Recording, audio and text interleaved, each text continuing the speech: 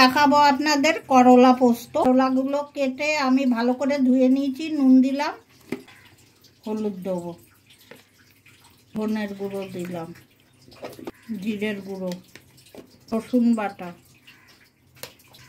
আদা বাটা, এখানে আছে পোস্ত বাটা, পোস্ত কাঁচা লঙ্কা মিশিয়ে বাটা আছে।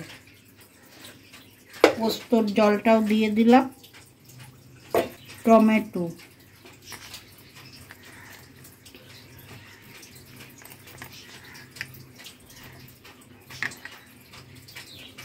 কাঁচা লঙ্কা দিলাম কয়েকটা চেরা।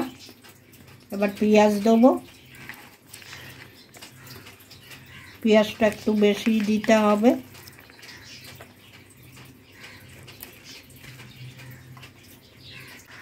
সর্ষের তেল দেবো,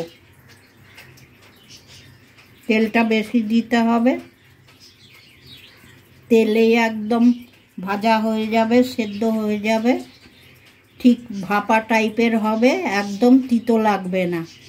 এইভাবে করে খেয়ে দেখবেন, একটুও তিতো লাগে না।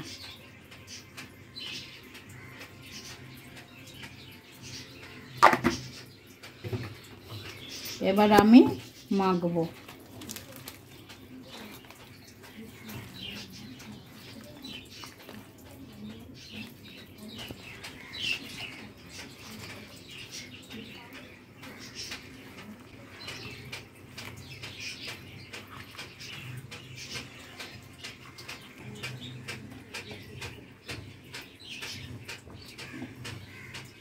ঢাকা দিয়ে বসিয়ে দেবো, গ্যাসটা দিয়ে। এবার বসিয়ে দেব।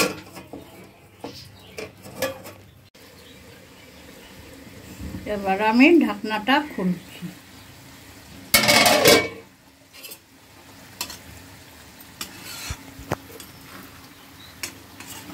হয়ে এসছে পোস্তটা।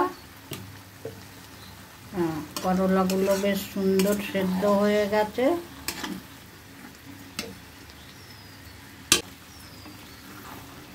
ঢাকনা খুলে খুলে মাঝে মাঝে নেড়ে দেবেন, নইলে তলায় লেগে যাবে। গ্যাসটা কমিয়ে একদম বসিয়ে দেবেন। আর একটুখানি হোক, তারপর নামিয়ে দেবো। হয়ে গেছে।